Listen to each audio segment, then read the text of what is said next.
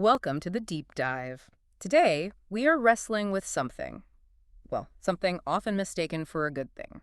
Perfectionism. Right. Now, when you hear that word, most people probably think, oh, excellence, high standards, discipline. The positive side. Yeah, exactly. But what we found in this deep dive, it suggests that healthy striving for excellence, Yeah. that's a totally different beast from the kind of paralyzing thing we actually mean by perfectionism.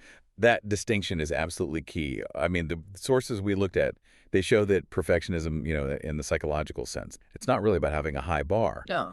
No, it's more about this crippling, deep down fear of being found out, Yep. like being exposed as not good enough. Ah, okay, so it's fear-driven. Totally. It's a drive that paradoxically leads straight to, well, stagnation, Yeah. doing nothing. Because the idea of an outcome being anything less than perfect, that feels catastrophic emotionally. You can't take risks. You can't, or you choose not to. Often, the safest choice feels like doing nothing at all. Okay, let's unpack that. Let's get right into the psychological engine behind this. We should probably start with Leon Festinger, right? And that whole idea of cognitive dissonance. Yeah, Festinger's work is foundational here. He basically said, look, humans strive for consistency. It's fundamental. Consistency, like in between what we think and what we do. Exactly. Our beliefs, our opinions, our actions, we want them all to line up nicely. And when they don't, when there's a clash, like maybe between what I believe about myself, say I'm super confident, and then, bam, I get feedback saying I messed up. That gap, that's the dissonance. That's cognitive dissonance, and it feels bad, like genuinely It's uncomfortable. like a psychological alarm bell going off. Precisely. And that discomfort, that's the motivator. Right. It pushes us, forces us, really, to do something to reduce that gap, to make it feel okay again. Yeah, and it's not just minor stuff, right? It's a core drive. A really core drive. We need that internal coherence. Now, what's really crucial for our chat about perfectionism is, well, how big that discomfort gets. It gets bigger, depending on, how many things are clashing, but most importantly, it scales with how significant those beliefs or decisions are to your sense of self, to who you think you are. Right. So let's map this onto the perfectionist. If my core belief is I am brilliant, I don't make mistakes, I am essentially flawless, and then I get objective proof, a bad review, a failed test, a project falls apart, that totally contradicts that image. And the dissonance must be immense, crushing even. It's an existential threat. It really is. Yeah. A psychologically healthy person might react like, okay, I messed up. Need to learn from this. Try harder next time. Yeah, adjust. But the perfectionists, they face this chasm. Yeah. Their very identity feels like it's on the line. So they have to resolve the dissonance immediately. But instead of maybe fixing the performance or learning. It's the perception. Often, yeah. Or they redefine the failure, twist the narrative, anything really, because the cost of updating that core I am flawless identity just feels too high. Yeah. Unthinkable. So they defend the identity, even if it means, denying reality a bit. Wow. Okay. That really sets up the mission for this deep dive then. We need to figure out how this basic human drive, this need to resolve inconsistency, gets twisted into that neurotic, self-sabotaging perfectionism. Exactly. And crucially, we need to find the antidote, which Alfred Adler had a great term for, the courage to be imperfect. The courage to be imperfect. I like that. Let's get into Adler. All right, Alfred Adler, early 20th century, a real giant in psychology. He looked at everything, all the psychological stuff, and said it all boils down to one thing. The striving. What did he mean by that exactly, this universal drive? Well, Adler's insight, his genius really, was saying that pretty much all human activity is pointed in one direction. It's guided by the individual trying to gain, power, significance, a feeling of superiority. Superiority, that sounds a bit negative. It can sound that way, but Adler meant it more like striving for competence, for mastery, for moving from a perceived minus position to a plus position. It's the ultimate guide, he thought. A kind of teleological driver. Teleological, meaning it's aimed at a future goal, even if we don't consciously know it. Exactly. It's what gives life its direction, its momentum. And it's vital, for survival, for growth. It's not inherently bad. Okay, so if striving for that plus position, for superiority, is natural, where does the neurotic kind, the unhealthy perfectionism, split off?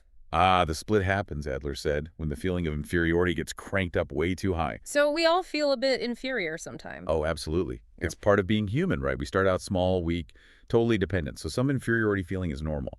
But neurotic striving, that kicks in when this Feeling becomes overwhelming, crushing. That's where Adler saw the style of life, he called it, going wrong. And he actually pinpointed where this intense inferiority often comes from, right? Yeah. From childhood. He did. He talked about 3 specific kinds of overburdening childhood situations.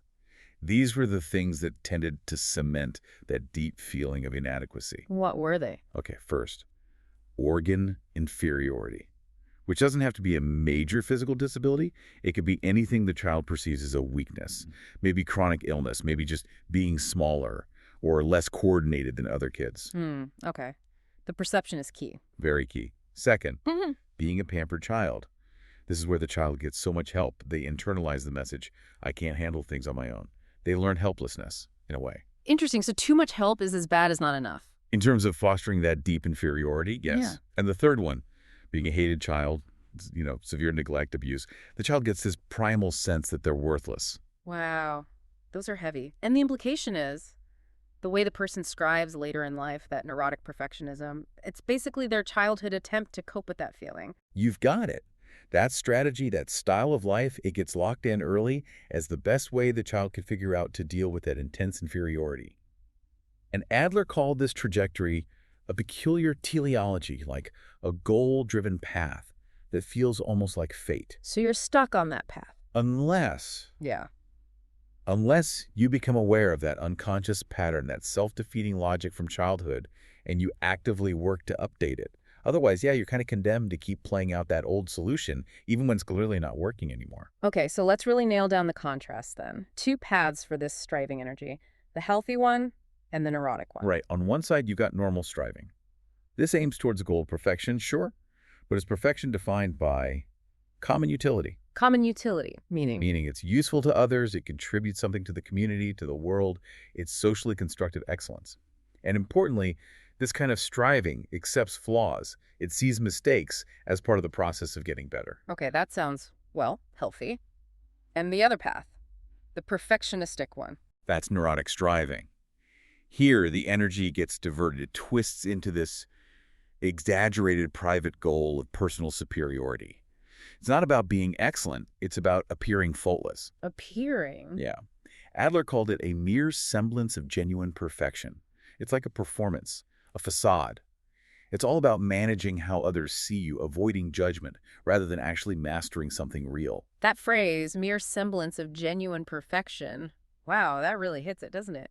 It suggests the whole perfectionist game is about image management, not about the actual work. Absolutely. It lines up perfectly with what Nietzsche called the will to seem. The neurotic isn't aiming for real achievement. They're aiming for false heroism, this impossible image of godlikeness or infallibility. And they operate from, what do you call it, a private frame? A private frame of reference, Yeah. Their internal logic, their rules, they come from those childhood coping mechanisms. It's totally self-referential. And it often looks completely bizarre when compared to the normal, socially average frame. The one that includes shared logic, reason, social reality. Can you give an example? How does that private frame lead to weird behavior? Okay, let's say the neurotic's private unconscious goal is, I must always be seen as the smartest person here.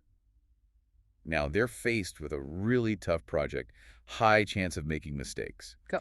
The socially average response, the healthy one, is probably, okay, this is hard, let's dive in, figure it out, learn something. Right. Engage with the challenge. But for the neurotic, within their private frame, engaging risks failure. And failure would shatter that I must be seen as smartest rule. So the perfectly logical move, inside their system. Avoid it. Procrastinate. Exactly. Avoidance, procrastination, create distance from the problem. That protects the illusion of superiority, even though it tanks the actual project. It's totally self-sabotaging from the outside, but inside their head, it's the only rational move to protect the ego. Precisely.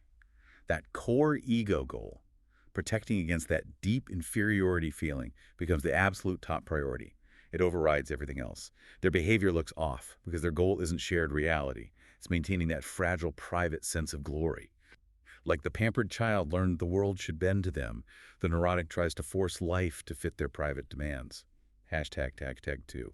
The practical cost of chasing the best. Okay, this connection between Adler's idea of neurotic striving, that private goal, and modern concepts is pretty striking. I mean, you can totally see it in what psychologists now call the maximizer. Oh, absolutely. The maximizer's like Adler's neurotic striver wearing modern clothes, navigating Amazon and LinkedIn. Ha! Right. We all know someone like this, maybe are someone like this. The person who has to make the absolute best choice. Can't settle. Researches everything to death. That's the one. Psychologically wired to accept only the optimal outcome. They exhaust every option, compare endlessly against some imaginary perfect standard. And it's such a contrast to the satisficers. It's a satisficer. They set a bar, a threshold of good enough. And the first option that clears that bar, they take it. Done. Move on. And just like Adler said, the neurotic strives to avoid inadequacy. The maximizer's main driver is trying to dodge regret. Regret is the absolute enemy. They're terrified of it. Both kinds, actually. Yeah. There's anticipated regret that's the paralysis before you choose, thinking, what if I pick this and a better one comes along later? Yeah, that's agony. And then there's post-decision regret. The second guessing after you've chosen. Did I really get the best deal? Was that other restaurant better? The only way the maximizer feels they can possibly avoid this pain is by being 100% utterly certain they picked the single best option that exists. Anywhere. Which sounds, frankly, impossible and completely exhausting, especially now with, like, infinite choices for everything. It is profoundly exhausting. It's a perfect description of the tyranny of small decisions. Every little choice, what jam to buy, which movie to stream, which health plan becomes this huge high-stakes research project. Yeah, I can see that. And the sheer number of options we have today. It's like throwing gasoline on the maximizer's anxiety fire. All that effort poured into optimizing tiny things. It directly steals time and mental energy from stuff that actually matters more, like being present with your family or just resting. Okay, but hang on. If they're putting in all this work, the research, the comparison shopping, the negotiating, surely they end up with better stuff, better deals, better jobs. Isn't the angst just, the price you pay for getting the best? Why should we value feeling happy over, say, objectively achieving more? But that's the kicker. That's the really stunning paradox that the research shows, again and again. What? They don't do better? Objectively. They often do. Studies, especially looking at things like job searches after college, find maximizers research more, they negotiate harder, they apply more widely. And guess what? They consistently land jobs with higher starting salaries. Objectively better outcomes than satisficers. Okay, so they do win, objectively. But the subjective experience is a disaster. Despite getting the better salary, the better job on paper, these maximizers report being significantly less satisfied with their jobs. Less satisfied. With more money. Less satisfied, less happy overall, more anxious, more stressed. And they score higher on measures of depression compared to the satisficers who took the good enough job with the lower salary. Wait, really? So getting a higher paying, objectively better job can actually make you less happy? Yes. It's incredibly counterintuitive, but the data is consistent. Yeah. And it proves something really important.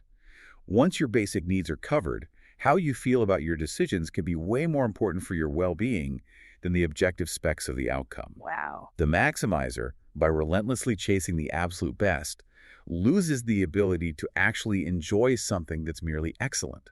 Their win is immediately poisoned by the thought, yeah, but could it have been even better? Okay, and this loops right back to Festinger, doesn't it? The dissonance. After they finally make that best choice, they still have work to do. Oh yeah, the cognitive dissonance is baked in. They've invested so much time, energy, maybe sacrificed other things. They have to justify that choice to avoid the agony of post-decision regret. So they launch into massive psychological work. Dissonance reduction.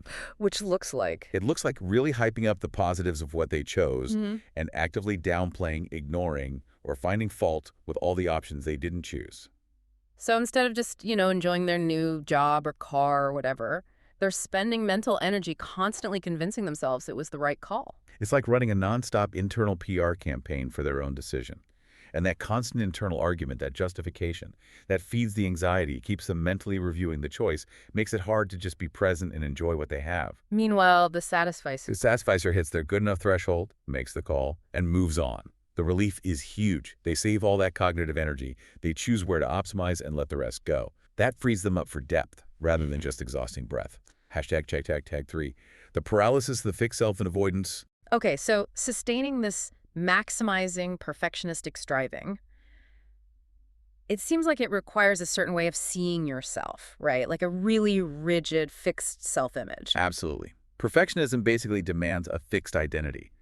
To keep up that illusion of being flawless or always making the best choice, you have to lock yourself into behaviors that fit who you already believe you are. So if I believe I'm the kind of person who never fails, Then any evidence of failure becomes intolerable. It doesn't just challenge your performance, it challenges your identity.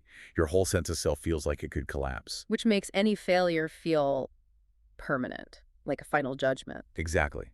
Think about a student with that fixed mindset. They bomb one test. For them, that single data point isn't just feedback on that one test. It feels like proof that their basic intelligence is flawed, not just now, but now and forever. Wow. The stakes are incredibly high for everything. Existential stakes. Which is why action becomes so terrifying. Why risk doing anything if failure means you're fundamentally defective? Paralysis seems safer. This rigidity, clinging to that self-image even when it's clearly causing pain, it feels like a kind of denial, doesn't it? It absolutely is. Right. One source we looked at uses this powerful metaphor. It's like clinging to a dead god. A dead god. Yeah, like a belief system, a set of values, Yeah. a hierarchy that used to make sense maybe or felt necessary for survival back then. Yeah. But now it's just dead. It's inappropriate, pathological, doesn't work anymore. But the person clings to it rigidly. And that stops them from adapting. Completely. Huh. If you're miserable, but you fiercely defend the very rules and ideas that are making you miserable, you're actively rejecting the things that could free you.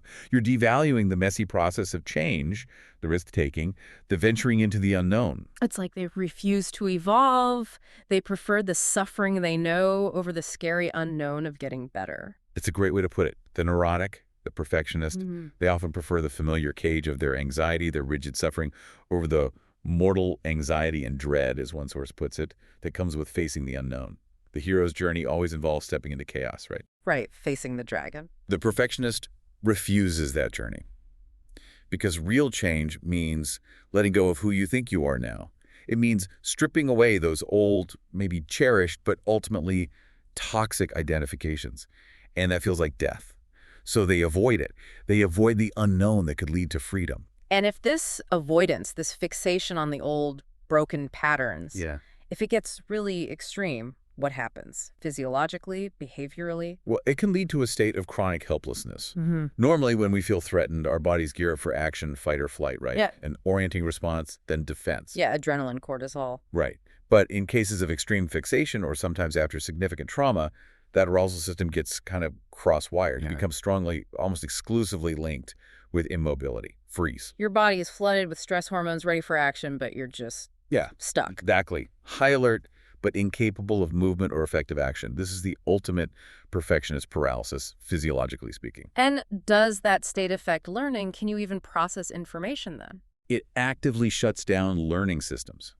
The anxiety is so overwhelming, you can't really synthesize new information effectively. You can't learn new ways to respond. Some research even suggests that in this state of learned helplessness, the person might not even see a way out, even if an escape route is right there. They literally can't perceive the solution. The cognitive shutdown, driven by that rigid identity defense, can be that powerful.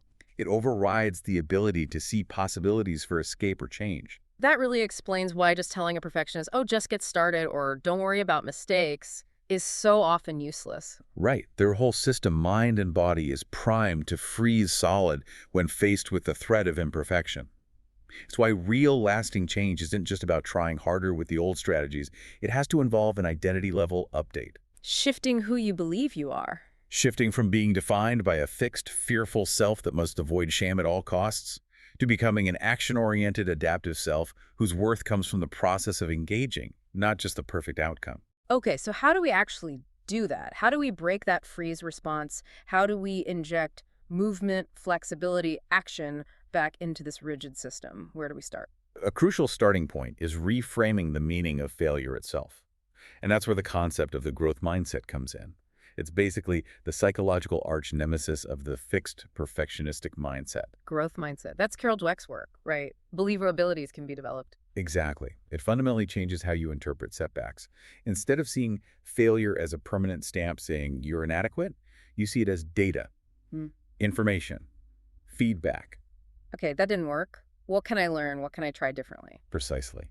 And learning to think more optimistically about failure, about loss.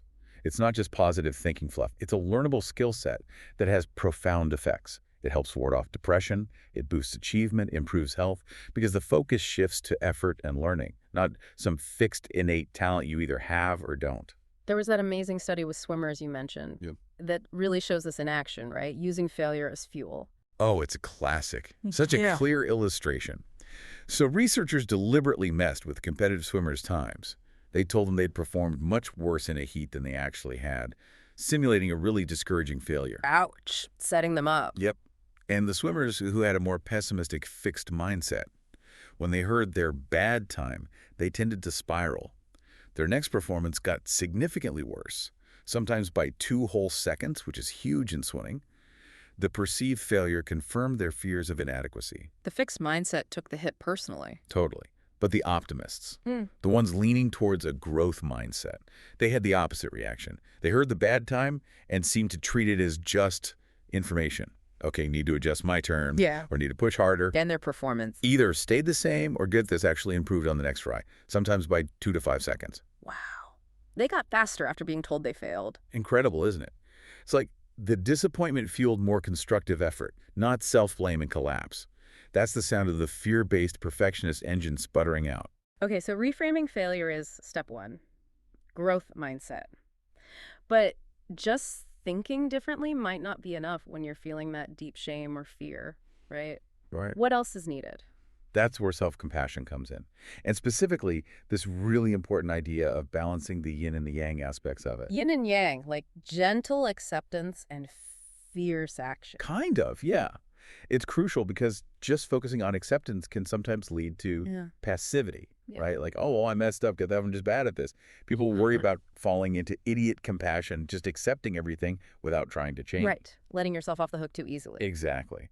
Which is why the balance, which researchers like Dr. Kristen Neff emphasize, is so vital. The yin self-compassion, that's the gentle accepting part. Yeah. It's about holding your pain, your mistake, your feeling of inadequacy, holding it in mindful awareness. Like not pushing it away, but also not wallowing. Precisely. You acknowledge it, you validate it. Wow, this feels really painful right now, or I'm feeling ashamed. You treat yourself with the same kindness you'd offer a friend who's suffering. It's that radical acceptance. Yeah. I am imperfect, I made a mistake, and I'm still worthy of care.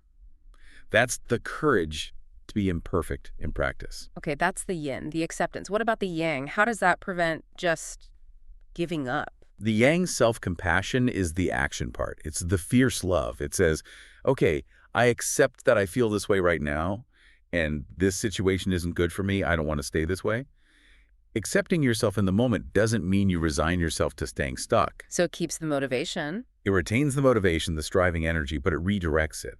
Instead of beating yourself up, yang compassion fuels constructive action. It's about protecting yourself, providing for your needs, motivating change. But from a place of care, not self-attack, is the mama bear energy turned inwards. That makes sense. Because perfectionism often feels like this harsh inner critic, right? Like you're constantly yelling at yourself to do better. That self-criticism is internalized aggression. It's a misguided attempt to control things, to force yourself to be safe by being relentlessly harsh. If I punish myself enough, maybe I won't fail again and feel that shame. It's trying to control the uncontrollable, basically. Yeah. And self-compassion, both yin and yang, is the way out of that cycle. When you swap self-criticism for self-kindness and motivated action, you create an internal environment that's just empirically better, happier, more hopeful, more resilient, more optimistic. So you trade that frantic, fear-based striving for something else, a healthier kind of striving. You trade it for the genuine joy of healthy striving. And that leads us straight to the state that really embodies this redirected positive energy, flow. Flow. Mihaly Csikszentmihalyi's concept, being totally absorbed in something. Exactly. He described flow as happening in those moments, those exhilarating moments, where your body or mind is stretched to its absolute limits, but it's a voluntary effort. You're choosing to engage in something difficult, something you find worthwhile. It's the opposite of paralysis. It's deep engagement. The absolute opposite. When you're in flow, the focus shifts completely. You're not thinking about the outcome being flawless. You're not worried about judgment. You're immersed in the process. The challenge meets your skill. Perfectly. Yeah. And the activity itself provides clear, immediate feedback. You're just doing, adapting, learning, responding. The pursuit of godlikeness or avoiding mistakes just vanishes. The meaning comes from the engagement itself. So flow is like the peak experience of healthy striving. The reward for having the courage to be imperfect and just engage. I think that's a perfect way to see it. It's where that striving energy finds its most positive, meaningful expression. It's not about being perfect. It's about being fully, voluntarily alive in the pursuit of something worthwhile. Hashtag tag outrag outro. Wow. Okay, this has been quite a journey through the psychology of perfectionism. To try and wrap this up for you, the listener, it feels like the courage to be imperfect really comes down to a two-step move psychologically. First, there's the yin part, really accepting our messy, human, fallible selves, holding that imperfection, validating the difficulty with kindness. Right. The self-acceptance piece. And then there's the yang, taking all that powerful striving energy that Adler said we all have and redirecting it, moving it away from just managing appearances, avoiding shame, and pointing it towards voluntary, worthwhile effort, towards engagement, towards maybe even finding that state of flow. That's a great summary. And we can make this really practical, too, if we circle back to the maximizer versus satisficer idea. Okay, how? Well, remember, the goal isn't to become some totally passive blob who accepts everything. That's not it at all. And the truth is, you already satisfice in tons of areas of your life. Yeah, you have to, right? Otherwise, you'd never get dressed or eat breakfast. You don't maximize your choice of socks every morning, hopefully. Exactly. We all satisfice constantly. But where maximizers often get stuck is they focus their intense maximizing energy on the areas with the biggest emotional charge, the biggest identity stakes career, maybe big purchases, relationships, how they appear. Right, that's where the perfectionism really bites. So a really concrete, actionable strategy is to consciously choose to become a satisficer in more areas. Deliberately limit the domains where you allow yourself to go into full maximization mode. Pick maybe just one or two things that truly warrant that level of effort, and practice good enough for the rest. And the benefit of that is? You free up enormous amounts of mental time and energy, cognitive bandwidth. And where can you reinvest that? Yeah. Often into the very things that maximizing steals from, particularly depth in relationships, presence, connection, things that don't have an optimal setting you can research.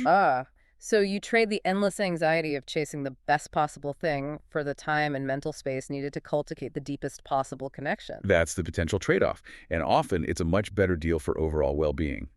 Which brings us, I think, to a final, maybe provocative thought for you to chew on. Okay, let's hear it. Perfectionism, that will to seem, it's fundamentally an identity problem. It's about who you believe you are. So real freedom, lasting change, probably requires an actual identity level update. Meaning you have to consciously let go of that dead God, the identity built around needing to be perfect or always right or always the best. You need to define yourself differently. So instead of just setting a goal like, I want to procrastinate less. Go deeper. Try writing an I am the kind of person who statement. Define the identity you want to embody. Like, I am the kind of person who values learning over knowing. Or, I'm the kind of person who takes action, even when it's uncomfortable. Or, I am the kind of person who finishes things imperfectly. Okay, define the new identity. And then this is crucial. You have to immediately hook that new definition onto a tiny, concrete daily action. Something ridiculously small, maybe, but something that serves as proof of that new identity. Like, I'm the kind of person who faces challenges, so today I'll make that phone call I've been dreading for 2 minutes. Exactly. That tiny action breaks the paralysis. It starts to rewire the brain. It provides evidence against the old fixed identity and builds momentum for the new one. It redirects the striving energy constructively. It's how you start, step by step, to actually claim that courage to be imperfect. So the challenge is, define your action-oriented self, and then take one small step today to prove it. Go build that new identity, one messy, imperfect, courageous action at a time.